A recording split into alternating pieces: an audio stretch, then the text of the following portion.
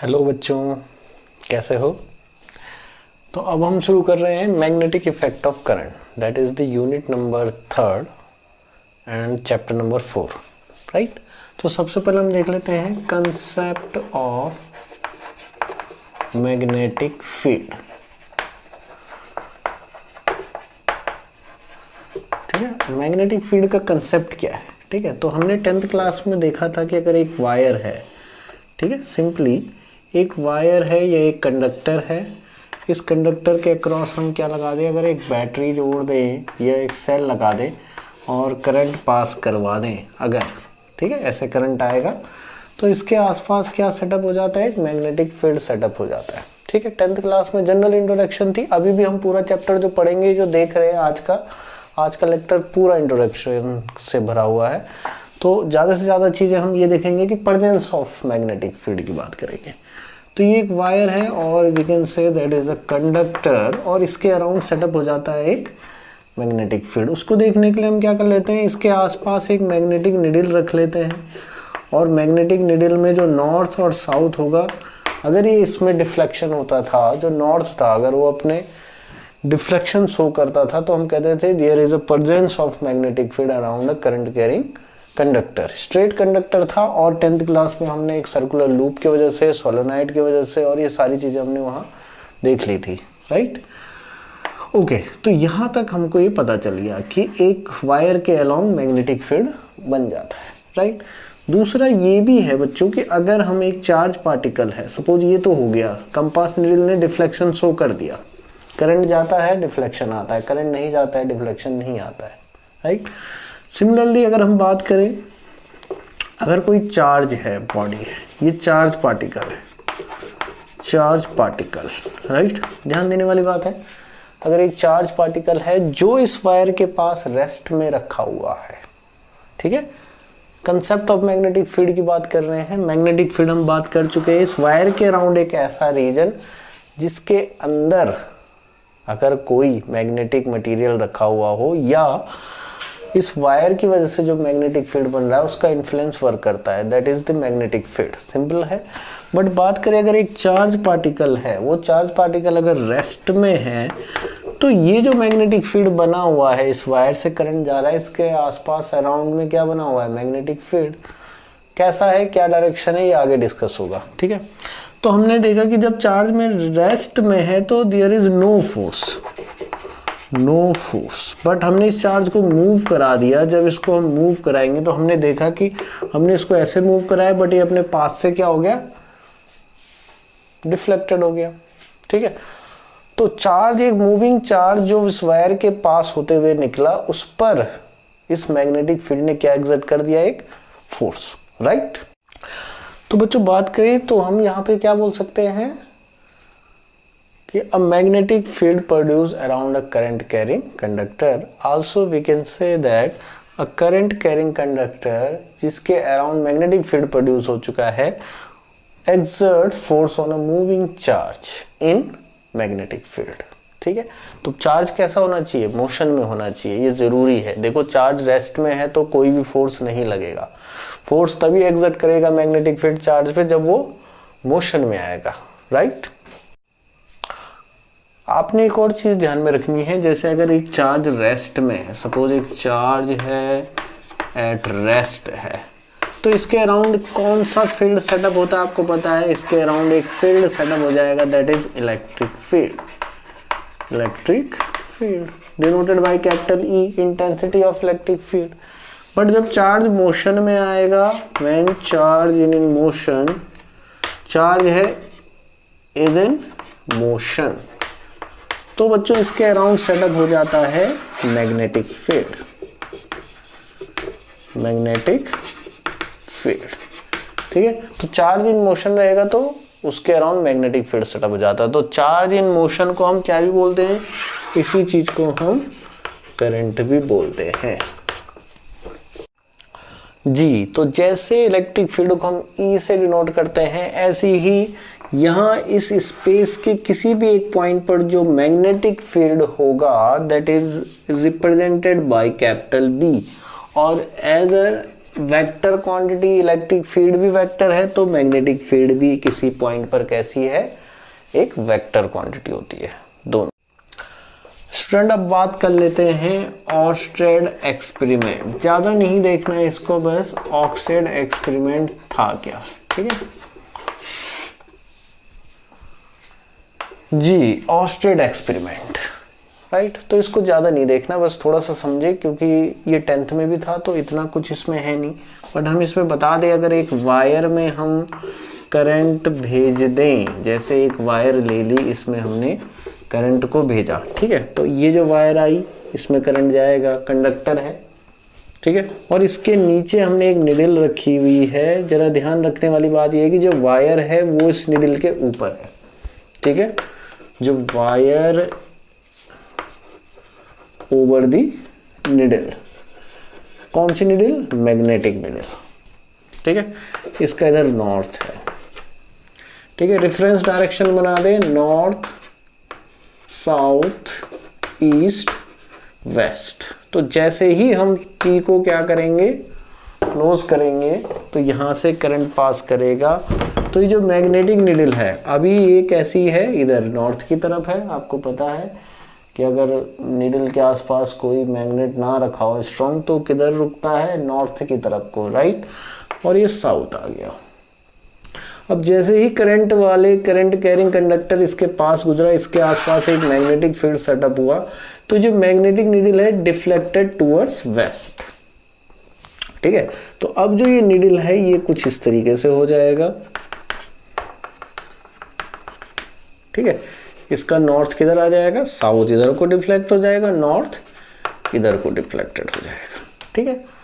तो इसको कहते हैं कि साउथ नॉर्थ ओवर, जब जो निडल है उसके ऊपर वायर रखी हो तो मूव टूवर्ड्स और डिफ्लेक्टेड टूवर्ड्स वेस्ट। आपने इसको ऐसे याद रखना है, ठीक है। ये वर्ड्स आप जानते होंगे, क्या लिखा हुआ है इस वर्ड को, बर्फ, ठीक है, सिंपली। तो साउथ नॉर्थ ओवर वेस्ट, ठीक है। तो ऐसे अगर मैं इसकी डायरेक्शन बदल दूं, अगर हम माने सपोज करंट इधर से जा रहा है, ठीक है, तो अब करंट इधर को आएगा, इधर से आएगा कन्वेंशनल करंट। तो अब जो ये डिफ्लेक्ट करेगा, अब ये इधर डिफ्लेक्ट नहीं करेगा, ये डिफ्लेक्शन शो करेगा किस डायरेक्शन में, ये जो डिफ्लेक्शन आएगा वो इधर को आएगा, ठीक है, इस तरीके से टूवर्ड्स ईस्ट। बट क्योंकि उसके लिए ऐसा कोई वर्ड बनता है नहीं, तो आप इसको वैसे याद रख लेंगे, नॉर्थ साउथ ओवर ईस्ट, ठीक है। दूसरी कंडीशन में क्या आएगा, north south over east, right. और अगर हम इस निडल को ऊपर रख दें वायर के, तो डायरेक्शंस फिर से क्या हो जाएंगी, रिवर्स्ड हो जाती हैं। जब तक करंट है निडल तब तक शो करेगा डिफ्लेक्शन, जैसे ही करंट नहीं रहेगा निडल शोज नो डिफ्लेक्शन। तो ये ऑर्स्टेड एक्सपेरिमेंट था। तो ऑर्स्टेड ने क्या दिया था, first experimental view of magnetic effect of current, and उसकी हेल्प से हमको ये पता चला कि एक वायर के अराउंड प्रोड्यूस हो जाता है मैग्नेटिक फील्ड। तो देखिए बच्चों होता क्या है, अगर हम बात करें एक और कंसेप्ट की जो आपको काफ़ी इंटरेस्टिंग लगेगा, दैट इज मोशन। क्या होता है बच्चों, मोशन इज रिलेटिव होता है ना, आपको ध्यान है ना, मोशन क्या होता है, रिलेटिव होता है। रिलेटिव का मतलब आपको पता है, रिलेटिव मोशन आपने डिस्कस करा हो। सपोज ये कोई चार्ज है, राइट, और चार्ज है मोशन में, तो आप कहेंगे इसके आसपास क्या सेटअप हो जाएगा, एक मैग्नेटिक फील्ड सेटअप हो जाएगा। एक कंपास नीडल लाओ तो वो क्या शो करेगा, डिफ्लेक्शन शो करेगा। बट वो ये यहाँ पे अगर आप हैं, देखो आप यहाँ पर है, ये है आप, ठीक है, ये आप हो, तो आप क्या करोगे, आपके पास एक कंपास नीडल है तो वो डिफ्लेक्शन शो करेगा। क्यों, क्योंकि रिलेटिव मोशन है, ठीक है, there is relative motion between you and charge. तो एक डेफिनेट मैग्नेटिक फील्ड सेटअप हो जाता है around the charge. Thus relative motion है अगर, तो thus a definite magnetic field associated with charge, right, अगर रिलेटिव मोशन है, राइट। अगर रिलेटिव मोशन नहीं है तो क्या होगा, रिलेटिव मोशन कब नहीं हो सकता, अगर बात करें हम ये रेस्ट में है तो रिलेटिव मोशन होगा relative velocity of charge with respect to, आप कुछ ना कुछ आंसर आएगा, ठीक है। कैसे निकालते हैं, that is VA minus VB, VB minus VA, यही 11th में हम करते थे। तो चलिए, अगर ये रेस्ट में है ये मोशन में है तो आ जाएगा, रिलेटिव मोशन होना चाहिए। बात करें अगर मूव करने लग गए, अगर आप भी मूव करने लग गए, पहले आप रेस्ट में थे और आप भी क्या कर रहे हैं, मूव कर रहे हैं और इन मोशन है, तो अब क्या है, रिलेटिव मोशन अगर नहीं रहा, ड्यू टू योर मोशन, अगर रिलेटिव मोशन नहीं रहा बिटवीन यू एंड चार्ज, तो जो डेफिनेट मैग्नेटिक फील्ड का कंसेप्ट था एसोसिएटेड विद चार्ज वो खत्म हो जाता है, ठीक है। तो देखो, अगर हम कहें रिलेटिव मोशन कब नहीं रहेगा, रिलेटिव मोशन तब नहीं रहेगा जब चार्ज के बराबर की स्पीड या वेलोसिटी के साथ आप भी मूव करें उसी डायरेक्शन में, तो relative velocity of both with respect to each other क्या हो जाएगा, 0 हो जाएगा, ठीक है। तो हम कहें कि if there is no relative motion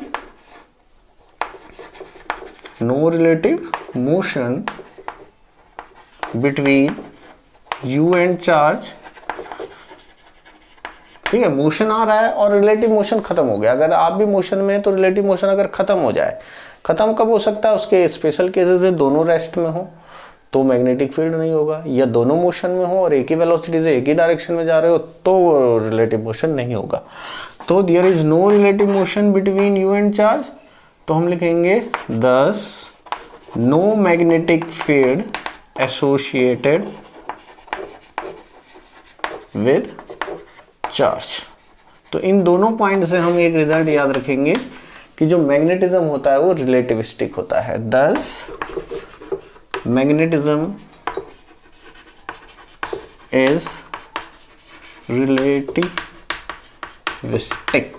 right. ये आपने कंप्लीट, कैसा लगा। तो 10th क्लास तक तो सिर्फ हम किसकी बात करते थे, पर्जेंस की बात करते थे, अब हम देखेंगे मैग्नीट्यूड कितना होता है। तो उसके लिए आया था एक बायोट-सैवर्ट लॉ, दो अलग अलग साइंटिस्ट थे, बायोट अलग है, सैवर्ट अलग है, दोनों ने मिलके क्या बनाया, मैग्नीट्यूड के लिए एक्सपेरिमेंट करा कि एक वायर के अराउंड देख लेते हैं कि मैग्नेटिक फील्ड कितना और किस मैग्नीट्यूड का बनता है और किन किन फैक्टर्स पे ये डिपेंड करता है। तो उन्होंने क्या करा, एक वायर ले ली, ठीक है, एक वायर ले ली XY, इस वायर में करंट जा रहा है देखो I।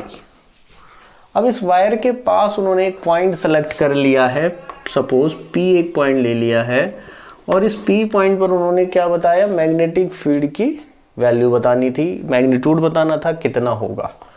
तो ये सारा काम करा बायो-सैवर्ट ने, जहां ऑस्टेड सिर्फ ये बता के चले गए कि प्रेजेंस ऑफ मैग्नेटिक फील्ड है, उसके बाद 1820 में ये दोनों आए, इन्होंने मैग्नीट्यूड दे दिया मैग्नेटिक फील्ड का। तो उसके लिए उन्होंने क्या करा, एक वायर ले ली, अब वायर के पास एक पॉइंट ले लिया, अब वायर में करंट जा रहा है I, सपोज अपवर्ड डायरेक्शन में जा रहा है, ठीक है। अब उन्होंने क्या देखा कि इस पूरी वायर की वजह से P पर मैग्नेटिक फील्ड बताना बहुत मुश्किल था, तो उन्होंने क्या करा, एक एलिमेंट्री लेंथ उठा लिया, एक एलिमेंट्री पोर्शन उठा लिया, ठीक है, छोटा सा एक लेंथ ले लिया, suppose that is the DL, ठीक है। और इस DL की जो डायरेक्शन होगी इसको हमने कैसा माना, I करंट जा रहा है इसमें, तो इसको हमने एक वेक्टर क्वांटिटी मान दिया। ध्यान रखना, जो करंट एलिमेंट होता है इसको हम करंट एलिमेंट भी बोलते हैं, जिसको IDL से लिखा जाता है, और बाकी इस जो एलिमेंट्री जो लेंथ है उसको एक वेक्टर क्वांटिटी करा है हमने एज्यूम, और उसकी जो डायरेक्शन होगी DL की वो same as the direction of current होती है। ये हमेशा याद रखना, इसको हमेशा नोट रख लेना। Current element is a vector quantity having same direction as the current, ठीक है। और उस एलिमेंट्री जो लेंथ ले लिए वो एक DL लिए, बहुत छोटी लेंथ है। चलिए, अब इससे सपोज ये जो पॉइंट है इसका जो पोजीशन वेक्टर हमने ले लिया, that is the R be the position vector of point P from current element. इसका क्या नाम पड़ जाएगा बच्चों, करंट एलिमेंट। 1 by 1 समझते रहना सारे पॉइंट, ये बन गया आपका करंट एलिमेंट। अब करंट एलिमेंट के साथ सपोज ये जो पोजीशन वेक्टर है पॉइंट P का, कितना एंगल बना रहा है, सपोज थीटा एंगल है, if theta be the angle, ये है angle between DL and R, ठीक है। दोनों हमने कैसे ले लिए हैं, वेक्टर क्वांटिटी ले लिए हैं, राइट। अब आते हैं बायो सेवर्ट के जो रिजल्ट्स थे उन्होंने एक्सपेरिमेंट के बेसिस पर दिए हैं। ओके, तो अब देख लेते हैं कि माना हमने बच्चों ये जो करंट एलिमेंट था, ये DL इसकी लेंथ है और इसका एक करंट की जो इसमें डायरेक्शन है वो ये शो हो रखी है, इसको मैं नाम दे देता हूं AB। Suppose AB the current element, small elementary part, right. चलिए, तो according to Biot Savart law, according to Biot T silent है, बायो सेवर्ट लॉ बोलते हैं इसके लिए, Savart law, the magnetic field DB, देखो स्मॉल एलिमेंट्री पार्ट है, इसकी वजह से जब हम मैग्नेटिक फील्ड निकालेंगे तो वो स्मॉल ही बनेगा। तो देखो छोटा पार्ट है तो छोटा मैग्नेटिक फील्ड है, और मैग्नेटिक फील्ड को कैसे रिप्रेजेंट करते हैं हमने बता दिया है, दैट इज कैपिटल B। तो छोटा है तो छोटा DB लिख दिया, ठीक है। Due to DL at P, वैसे तो ये लाइन करंट एलिमेंट है पूरा, बट DL भी लिख सकते हैं, जो एलिमेंट्री पार्ट था उसकी जो लेंथ है दैट इज DL, ठीक है। तो सबसे पहले डिपेंड्स ऑन, जब हम बात करें according to Biot Savart law, the magnetic field DB due to DL at P depends on following factors, ठीक है। सबसे पहले factor number 1, DB is directly proportional to I। जितना ज्यादा करंट उतना ही ज्यादा वहां पे मैग्नेटिक फील्ड में उन्होंने डिफ्लेक्शन या जो भी एक नीडल रखी उन्होंने अपने एक्सपेरिमेंट में वो ऑब्जर्व करा है। दूसरा, DB is directly proportional to the angle between, but उस एंगल का भी क्या लिया है उन्होंने, साइन थीटा, ठीक है। Sine of the angle between R and DL, दोनों कैसे हैं, वेक्टर क्वांटिटीज हैं, तो इनके बिटवीन जो एंगल बन रहा है उसके साइन के ये डायरेक्टली प्रोपोर्शनल होता है, ठीक है। एक्सपेरिमेंट में देखेंगे तो उन्होंने अपनी तरफ से रिजल्ट दिया हुआ है साइन थीटा, बट हम बाद में समझेंगे कि साइन क्यों लिखा हुआ है, राइट। ये काफी इंपॉर्टेंट है, कॉस क्यों नहीं लिया, ठीक है। तो वो इंटरेस्टिंग चीज अब आ जाएगी जैसे ही हम इसको आगे फॉरवर्ड बढ़ाएंगे आगे। थर्ड पॉइंट आता है बच्चों आपका, DB is directly proportional to DL। तो करंट एलिमेंट की जो लेंथ है उस पर भी ये डिपेंड करता है magnetic field. And fourth and last is the DB is inversely proportional to the square of the distance between current element and point, ठीक है। तो करंट एलिमेंट से पॉइंट की डिस्टेंस है R with the magnitude of position vector, ठीक है। तो इसका मैग्नीट्यूड कितना होगा, स्मॉल r, तो उसके स्क्वायर के इनवर्सली प्रोपोर्शनल है। तो अब आ गया फ्रॉम ऑल 4 फैक्टर्स, सारे फैक्टर्स से हमने क्या लिख लिया है, DB is directly proportional to IDL sine theta upon R square, ये आ गया आपका पहला पॉइंट। और इसी को हम आगे बढ़ा दें तो इसके बाद आप इधर आएंगे तो DB इक्वल टू, प्रोपोर्शनलिटी का साइन हटाया और एक कांस्टेंट रिड्यूस कर दिया, that is K IDL sine theta upon R square, ठीक है। अब ये जो K है, K की कहानी थोड़ा इंटरेस्टिंग है। जैसे इलेक्ट्रोस्टैटिक में हमने कूलॉम्स लॉ पढ़ा था, वहां भी एक K आया था 1/4πε0, जिसकी वैल्यू मीडियम पे डिपेंड करती थी बिटवीन बोथ चार्जेस, यहां भी वही है। तो ये K भी एक क्या है, प्रोपोर्शनलिटी कांस्टेंट है, इसकी वैल्यू भी डिपेंड करेगी the medium present between DL and P, दोनों पॉइंट के बिटवीन, इस करंट एलिमेंट और इस पॉइंट के बिटवीन कौन सा मीडियम है उस पर ही डिपेंड करता है। साथ ही डिपेंड करता है कि कौन सी आपने सिस्टम ऑफ यूनिट को सेलेक्ट करा हुआ है, CGS में लिया हुआ है या SI में लिया हुआ है, तो इन दोनों पर ही डिपेंड करता है। नोट, तो यहाँ पे आप ध्यान देंगे for SI K equal to होता है म्यू नॉट अपॉन 4π, ठीक है, mu naught upon 4π equal to होता है 10⁻⁻⁷, राइट। चलिए, यहां पर जो म्यू नॉट है बच्चों, that is called permeability of free space. वहां क्या था, K इक्वल टू 1/4πε0 9 × 10⁻⁹ ठीक है। तो वहां पे जो ε0 था that is permittivity of free space और वैक्यूम, ठीक है। तो यहां पर उसको बोलते हैं permeability.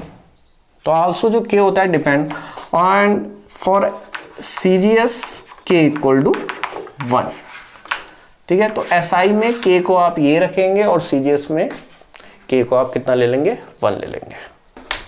Unit of mu naught, उसके लिए आपको कुछ चीजें ध्यान रखनी चाहिए। पहला तो आ गया आपका formula that is dB equal to K की जगह में mu naught upon 4πI dl sine theta upon r square, ठीक है। अब आपको यहाँ पे रखना है जो मैग्नेटिक फील्ड है इसकी जो यूनिट आएगी दैट इज टेस्ला, ठीक है। अभी फिलहाल स्टार्टिंग में हम इसको टेस्ला लेंगे, बाद में इसकी और यूनिटें भी आ जाएंगी, बट फिलहाल हमने इसको निकोला टेस्ला एक थे साइंटिस्ट, उनके नाम पे ये रख दिया है, ठीक है, सिंपल।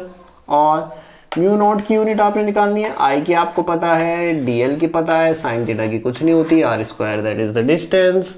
तो म्यू नॉट इक्वल टू कितना आ जाएगा, ये आ जाएगा आपका dB into 4π into R square I D L sine theta. तो म्यू नॉट इक्वल टू कितना हो गया, देखिए टेस्ला आ गया पहला, इंटू 4π का कुछ नहीं होना, मीटर स्क्वायर अपॉन एम्पियर, आई का डीएल का आ गया अगेन मीटर, साइन थीटा का कुछ नहीं होना है, सप्लीमेंट्री फिजिकल क्वांटिटी है एंगल, ठीक है। तो मीटर से मीटर कैंसिल हो गया, तो म्यू नॉट इक्वल टू क्या आ गया, mu naught equal to tesla into ampere -1, ऊपर 1 मीटर बच रहा है, थोड़ा सा इसको अच्छा करके लिख देते हैं TA-1m, okay, this is the unit. तो आप इस वैल्यू पे जो आया है ये यूनिट आप यहाँ पे लगा सकते हैं, ओके बच्चों। तो एक और चीज हमको पता है, देखो कि जो मैग्नेटिक फील्ड होता है वो कैसी क्वांटिटी होता है, वेक्टर क्वांटिटी। तो इसका मतलब जो मैग्नीट्यूड आया है अकॉर्डिंग टू बायो-सैवर्ट लॉ, हमारे पास एक मैग्नीट्यूड आया मैग्नेटिक फील्ड का, तो वो उसको हम वेक्टर शो कैसे करें, उसको वेक्टर फॉर्म में कैसे लिखें। तो यहाँ पर एक क्वेश्चन आ जाता है vector form of bio-Savart law, ठीक है। वेक्टर फॉर्म कैसे देखेंगे, देखो तो आपके पास जो है पहले वो तो लिख डालें, सबसे पहले जो है वो लिखो। तो क्या है आपके पास, mu naught upon 4π I D L sine theta upon R square, ठीक है। यहां देखिए R एंड DL दोनों कैसे हैं, इसको फिलहाल मैं हटा देता हूं, करंट एलिमेंट को आइडियल पूरा ले लेते हैं करंट एलिमेंट, बट अगर we talking about the length of the elementary portion that is DL taken as vector quantity and R is a position vector also a vector quantity. तो भाई अब इसको वेक्टर ग्रुप करना है, देखो ये vector है, बट वेक्टर लाने के लिए इधर भी हमको एक वेक्टर क्या देना पड़ेगा, नोटेशन तैयार करना पड़ेगा। तो उसके लिए आप क्या करेंगे, देखो म्यू नॉट अपॉन 4π को तो मत छेड़ो, ठीक है। आई को भी वेक्टर नहीं है तो इसको ऐसे रख दो। हमने क्या करा, dl साइन थीटा और इसके साथ मल्टीप्लाई कर दिया एक r को।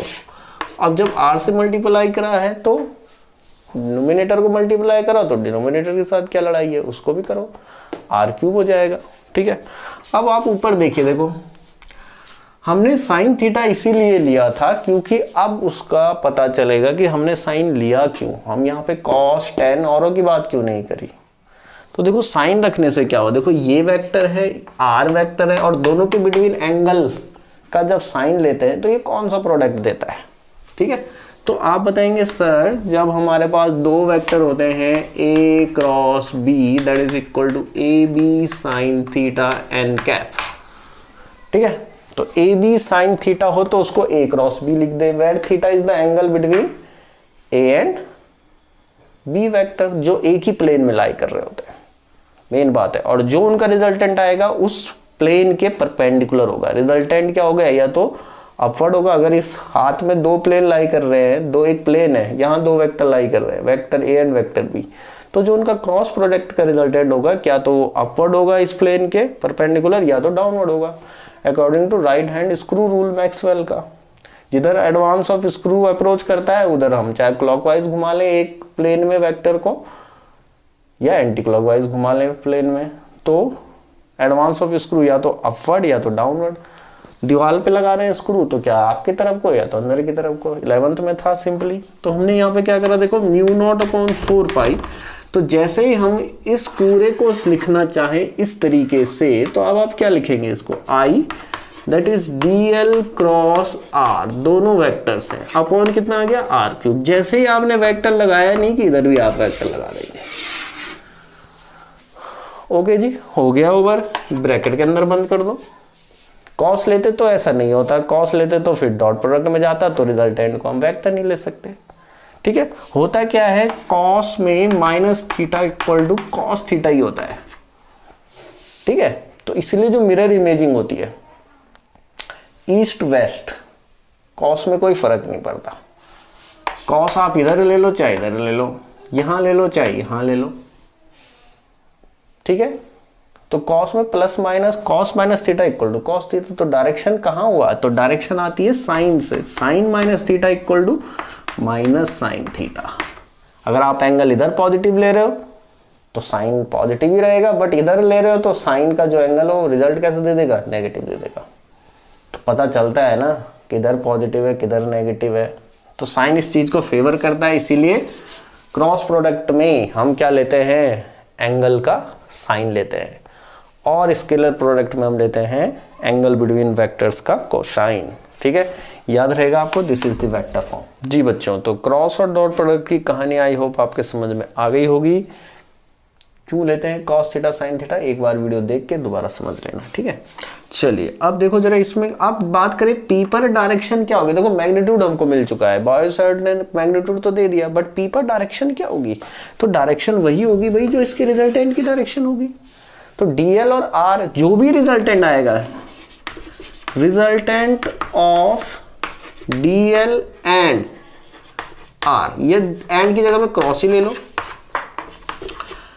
द रिजल्टेंट ऑफ क्या होगा, perpendicular to the plane in which DL and R lies. जिस प्लेन में डीएल और आर लाई करते हैं उसके परपेंडिकुलर होगा ऑलवेज। अगर इस प्लेन पर है, ये जो बोर्ड है अगर ये प्लेन है, तो यहां पर अगर ये वेक्टर है और एक ये वेक्टर है, दोनों प्लेन मिलाएगा। अगर आप डीएल से आर घूमते तो आप क्लॉकवाइज रोटेशन हो रहा है, तो एडवांस ऑफ स्क्रू अगर आप क्लॉकवाइज घुमा रहे हैं, स्क्रू कस रहे हो आप इस बोर्ड पे और आप क्लॉकवाइज घुमा रहे हो, तो स्क्रू कहां जाएगा, अंदर। तो यहां पर जो मैग्नेटिक फील्ड आएगा वो होगा या तो इनवर्ट। तो जब आप इनवर्ड मैग्नेटिक फील्ड को शो कर रहे होंगे तो आप यहां पे ध्यान देना, इस पॉइंट पर जो इनवर्ड मैग्नेटिक फील्ड आप शो करेंगे उसको क्या करेंगे आप दिखा सकते हैं, तो उसके लिए आपको एक रिप्रेजेंटेशन देना होगा। तो रिप्रेजेंट कैसे करेंगे, उसके लिए आप एक क्रॉस बना देंगे यहाँ पे सपोज। तो क्रॉस का मतलब क्या होगा बच्चों, मैग्नेटिक फील्ड परपेंडिकुलर है प्लेन ऑफ पेपर के, magnetic field perpendicular to the plane of paper. थोड़ा सा ध्यान रखना। चलिए अब अगर हम बात करें, अगर रोटेशन हो रहा है डीएल आर से डीएल की तरफ को, तो ये एंटी क्लॉकवाइज आ जाएगा। अगर हम डीएल से आर की तरफ आ रहे हैं तो एंटी क्लॉकवाइज, और एंटी क्लॉकवाइज में एडवांस ऑफ स्क्रू किधर अप्रोच करेगा, आउटवर्ड। ठीक है, तो आउटवर्ड के लिए आप यहां पे क्या बना देंगे, एक डॉट दे देंगे ऐसे, इस तरीके से ऐसे उसको बंद कर दो। पहले तो डॉट ही बना दो काफी है, बाकी गोल हम अपनी तरफ से उसके सर्किल बना दिया है। तो ये क्या आएगा, that is magnetic field perpendicular to the, पूरा ही लिख देते हैं, to the plane of paper,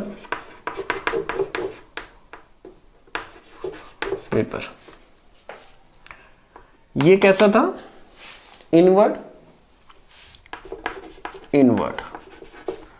plane of paper के परपेंडिकुलर है बट आउटवर्ड। ठीक है, बस आपने ऐसे इसकी डायरेक्शंस को ध्यान रखना है, इन दोनों को आप स्पेशली ध्यान रखिए। क्रॉस का मतलब होगा मैग्नेटिक फील्ड क्या कर रहा है, प्लेन ऑफ पेपर के परपेंडिकुलर है, नॉर्मली इनवर्ड। डॉट का मतलब है प्लेन ऑफ पेपर के परपेंडिकुलर, नॉर्मली आउटवर्ड, आपकी तरफ को आ रहा है मैग्नेटिक फील्ड। ठीक है, तो ये पूरी कहानी थी बायो सावर्ट लॉ के लिए। ठीक है, कुछ स्पेशल केसेस और कुछ स्पेशल पॉइंट इसमें देख लेते हैं। अब करेंगे फीचर्स की।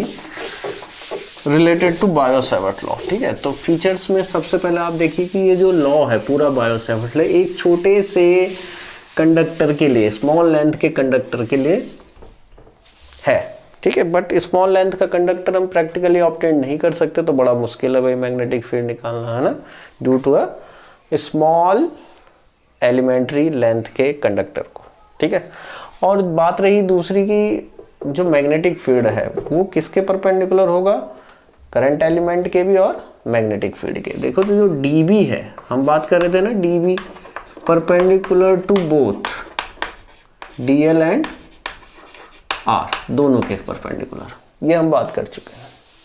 ओके, चलिए अब हम देखें कि आखिर अगर एक वायर है, सपोज एक वायर ले लिया हमने ऐसे, और इस वायर में जा रहा है करंट I, और मैंने पॉइंट यहीं पर ले लिया, या तो इधर ले लिया पॉइंट या तो इधर ले लिया, तो यहाँ पर एक मैं छोटा करंट एलिमेंट जो बनाऊंगा दैट इज DL, ये रहा DL आपके लिए। दोनों चीजें मैं बता देता हूँ। सपोज ये DL है, ये वायर है, एक पॉइंट मैंने यहाँ पे ले लिया P, एक पॉइंट यहाँ पे ले लिया P डैश। तो मैग्नेटिक फील्ड एट P आपको बताना है कितना होगा, और magnetic field at P dash कितना होगा, बट दोनों पॉइंट कहाँ लाई कर रहे हैं, उस वायर पर ही है। ठीक है, अब देखो एंगल कितना बनेगा। अगर पोजीशन वेक्टर की बात करें, ये वाला जो पॉइंट है इधर जो इसका पोजीशन वेक्टर बनेगा, एक इधर की तरफ आएगा, एक पोजीशन वेक्टर इधर की तरफ आएगा। ठीक है, तो P पॉइंट कितना एंगल बना रहा है विद रिस्पेक्ट टू DL, तो हम यहां पे लिखेंगे as theta equal to 0 degree, that is the angle between हम ऐसे लिखते हैं। ठीक है, angle between DL and R। ठीक है, एक ही लाइन में है, तो जो पॉइंट है वो लाइन पर, मतलब वायर पर ही लाई कर रहा है, तो एंगल कितना आ गया 0। तो यहां पर देखो dB इक्वल टू कितना आ जाएगा, K IDL sine 0 degree upon R square that is equal to 0। नहीं होगा, मैग्नेटिक फील्ड मिलेगा नहीं। यहां पे अगर आप एक कंपास निडल रख दोगे कोई डिफ्लेक्शन शो नहीं करेगा। ठीक है, तो no magnetic field, no magnetic field. ठीक है, अब देखिए P डैश पे क्या होगा, देखो इधर की तरफ आ रहे हो तो पोजीशन वेक्टर आप इधर को लेंगे, DL इधर की तरफ है, तो थीटा इक्वल टू कितना आ गया, as theta equal to 180 degree.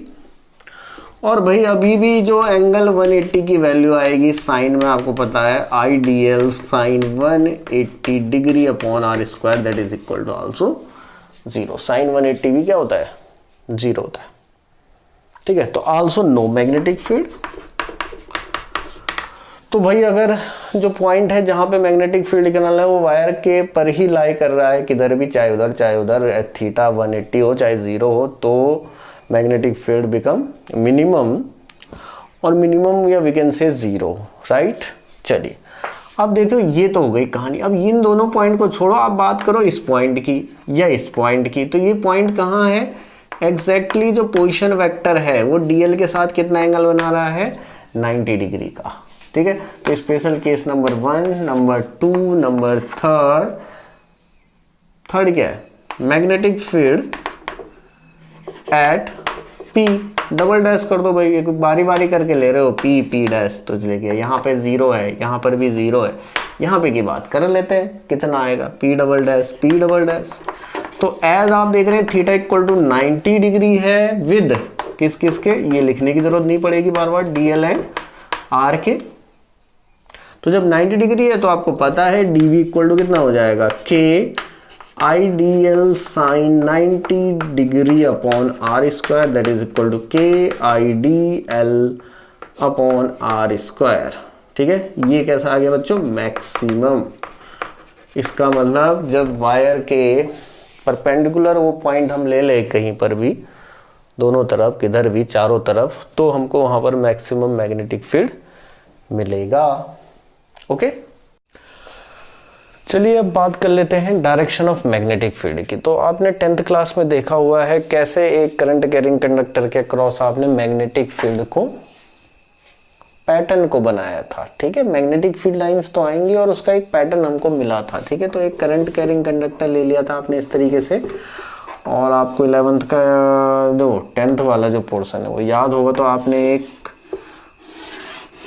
Cardboard लिया था, उसमें इस तरीके से इसको रखा था कि आधा ये आर पार होके अंदर आया था, यहाँ से करंट आ रहा है, सपोज इधर ये कनेक्शन है, वो आपको पता ही है, सारे कनेक्शन आपने लगा दिए हैं। तो जैसे ही आपने इसमें आयरन की फिलिंग्स डाली, आयरन फिलिंग्स, फिर वो फिलिंग्स इस तरीके से आपने स्प्रिंकलर की हेल्प से डाली, और आयरन की फिलिंग्स छोटी छोटी से पीसेस आयरन के, हाँ बुरादा बोलते हैं जिसके लिए, ठीक है।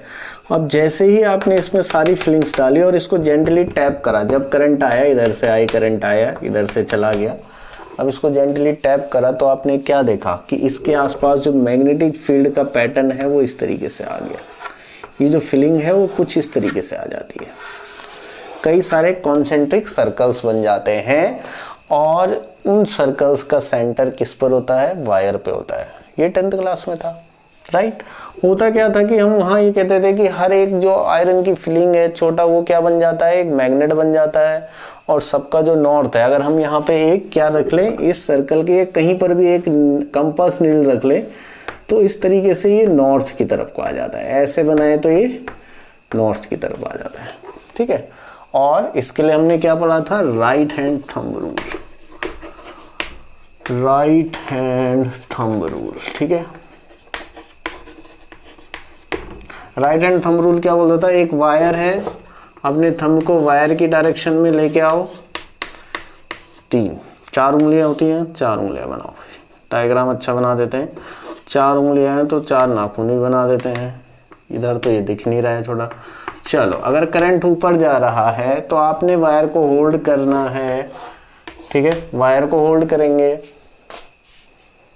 जिधर करंट जा रहा है उस डायरेक्शन में एक्सटेंडेड थंब रखेंगे और वायर को होल्ड करेंगे, तो जिधर कर्ल ऑफ फिंगर आएगा, curl of finger gives the direction of magnetic field lines which is obtained as circular magnetic field lines. तो एक सर्कुलर मैग्नेटिक फील्ड पैटर्न हमको मिल जाता है, ठीक है। तो राइट हैंड थंब रूल के अकॉर्डिंग अगर करंट ऊपर जा रहा हो तो आप जो मैग्नेटिक फील्ड बनाएंगे, एक सर्कल बनाएंगे अराउंड द वायर, और आप देखो इसमें कैसे आ रहा है, अगर आप इसको होल्ड करके रखेंगे तो इधर को, this is the magnetic field. कैसा है ये, एंटी क्लॉकवाइज, ठीक है, करंट जा रहा है ऊपर।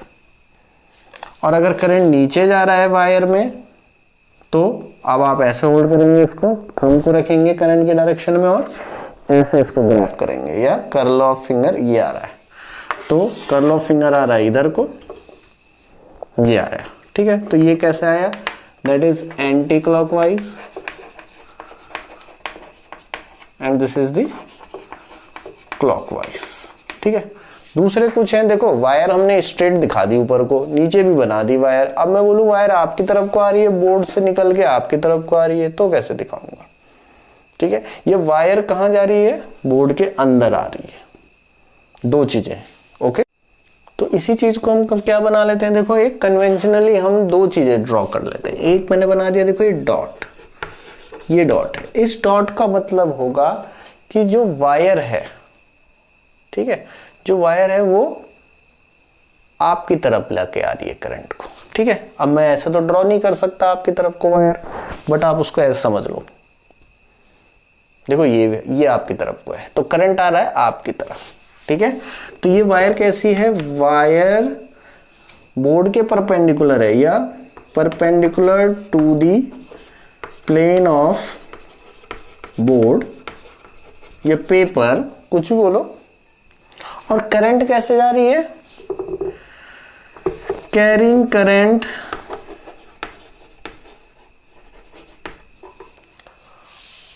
आउटवर्ड, कैसे, कैरिंग करंट आउटवर्ड, ठीक है, ये है। तो जब आप आपकी तरफ को करंट लेके आ रही है वायर, तो आप आपकी तरफ को थंब करेंगे और ऐसे कर्ल ऑफ फिंगर को बेंड करेंगे, देखो इस तरीके से, ठीक है। ये तो ये आ गया, देखो ऐसे। तो जो इसके अराउंड मैग्नेटिक फील्ड का पैटर्न बनेगा वो इस तरीके से होगा, और कर्ल ऑफ फिंगर ऐसे ग्रैब करोगे आप तो ये आ गया, ठीक है। और सिमिलरली अगर आप दूसरा देखें, अगर आप ये क्रॉस ले लें, दिस इज द क्रॉस, ठीक है, एक डॉट है और एक क्रॉस है, क्रॉस का क्या मतलब होगा बच्चों कि जो वायर है वो प्लेन ऑफ पेपर के परपेंडिकुलर है, ठीक है, प्लेन ऑफ पेपर के परपेंडिकुलर है, और जो करंट जा रहा है वो किधर जा रहा है, इनवर्ड, ठीक है। तो यहां पे आएगा wire perpendicular to the plane, अभी भी प्लेन है, एंड कैरिंग करंट इनवर्ड। अब ये इनवर्ड करंट लेके जा रहा है, ठीक है। तो अपने राइट हैंड को फिर अंदर करो, करंट को थंब को डायरेक्शन में रखो, तो ये अंदर कर दिया मैंने, और ऐसे इसको होल्ड करना है, देखो अंदर है, अंदर दिखेगा नहीं आपको, बट ये थंब मैंने ऐसे बना दिया है अंदर की तरफ को, और ऐसे इसको ग्रैब कर दिया, ठीक है। तो अभी भी जो मैग्नेटिक फील्ड आएगा इस तरीके से आएगा, और मैं करंट अंदर जा रहा है तो इधर को इसको ग्रैब करूंगा, तो जो कर्ल ऑफ फिंगर आएगा हमारा इस डायरेक्शन में आएगा। तो डायरेक्शन, आई होप डायरेक्शन का पूरा आपने समझ लिया होगा, सेंस कैसे हम लेते थे 10th से लेके, और ये जरूर रिप्रेजेंट करने का तरीका समझना है आप। तो स्टूडेंट आपने देख लिया कि कैसे हम मैग्नेटिक फील्ड की डायरेक्शन को लेते हैं according to right hand thumb rule के अकॉर्डिंग, ओके। बट इसमें एक और चीज़ मैं बता दूं जो काफ़ी काम आएगा आपके, और कई जगह पे इसका यूज़ कर लेते हैं हम न्यूमेरिकल के लिए। जैसे ये एक वायर है, ठीक है, वायर है, और इसमें जो जा रहा है आपका करंट आई है अपवर्ड डायरेक्शन में, तो आपको पता है सिंपली कि जो मैग्नेटिक फील्ड आएगा वो ऐसे सर्कुलर होगा, ठीक है, ये आपको पता है। अब आप एक पर्टिकुलर पॉइंट पर देखें कि मैग्नेटिक फील्ड की डायरेक्शन इस पॉइंट पर क्या होगी, मैग्नेटिक फील्ड की डायरेक्शन यहाँ पे क्या होगी, मैग्नेटिक फील्ड की डायरेक्शन यहाँ पे क्या होगी। आपको ये पता है कि according to right hand thumb rule the curl of finger gives direction of magnetic field, तो आप सिर्फ ये बना रहे हैं इसमें एंटी क्लॉकवाइज, ठीक है। सर्कल में मैग्नेटिक फील्ड कैसा है, एंटी क्लॉकवाइज है, मैग्नेटिक फील्ड लाइन सर्कुलर है, ठीक है, और जितने भी सर्कल है सबके सेंटर इस वायर पे लाई कर रहे हैं जिसमें करंट जा रहा है। तो आप क्या करेंगे, देखो पहला जो इसका पॉइंट है कि आप यहाँ पर क्या रखते हैं, जब एक मैग्नेटिक नीडल रखेंगे तो मैग्नेटिक नीडल का जो नॉर्थ होगा बच्चों वो इस डायरेक्शन में आएगा, ठीक है। यहाँ पे रखेंगे तो नॉर्थ आएगा इस डायरेक्शन में, और यहाँ पे रखेंगे तो नॉर्थ आएगा इस डायरेक्शन में, ठीक है। तो बेसिकली आप क्या ड्रॉ करेंगे, जिस पॉइंट पर आपको मैग्नेटिक फील्ड चाहिए वहां पर आप एक टेंजेंट ड्रॉ कर रहे हैं, दैट इज द टेंजेंट, ठीक है। यहां पर चाहिए मैग्नेटिक फील्ड की डायरेक्शन तो यहां पे एक टेंजेंट ड्रॉ कर रहे हैं, यहां पे चाहिए मैग्नेटिक फील्ड डायरेक्शन तो यहां पे टेंजेंट ड्रॉ कर रहे हैं, ठीक है। बट अगर बात करें कि टेंजेंट ड्रॉ करना कुछ स्पेशल केसेस में जब हम न्यूमेरिकल लेते हैं, कुछ डेरिवेशन करते हैं, तो देखो 2 पॉइंटों पर आपको मैग्नेटिक फील्ड बताना है, जैसे यहां पर बताना है, ठीक है। यहाँ पे क्या हो रहा है, देखो मैग्नेटिक फील्ड टेंजेंट है, देखो वायर ऐसी है, स्ट्रेट है वायर, और उसके अराउंड करंट ऊपर जा रहा है, करंट तो चलो ये ऊपर गया, तो उसके अराउंड जो मैग्नेटिक फील्ड बन रहा है वो ऐसे बन रहा है, ठीक है, एंटी क्लॉकवाइज ऊपर से। तो मुझे यहाँ पर चाहिए मैग्नेटिक फील्ड, और घूमते हुए वो जब यहाँ पे आएगा यहाँ पे चाहिए, यहाँ पे भी बता सकते हो आप, बट यहाँ तो ठीक है, टेंजेंट ड्रॉ करेंगे तो इस डायरेक्शन में मैग्नेटिक फील्ड है, यहाँ पे ड्रॉ करेंगे तो टेंजेंट ड्रॉ करोगे तो बोर्ड के अंदर जा रहा है मैग्नेटिक फील्ड, इनवर्ट, ठीक है। तो यहां पर भी बताना है आपने, देखो तो बेसिकली ये जो टेंजेंट है ये कहां जा रहा है, ये जा रहा है प्लेन ऑफ पेपर के, plane of paper perpendicular inward, ठीक है। तो इनवर्ड मैग्नेटिक फील्ड मैंने आपको बता दिया था इससे पहले बायो-सावर्ट लॉ में, ठीक है। तो बायो-सावर्ट लॉ के अकॉर्डिंग हमको पता है कि अगर इनवर्ड वाला दिखाना हो तो यहाँ पे क्रॉस बना दो, सिंपल।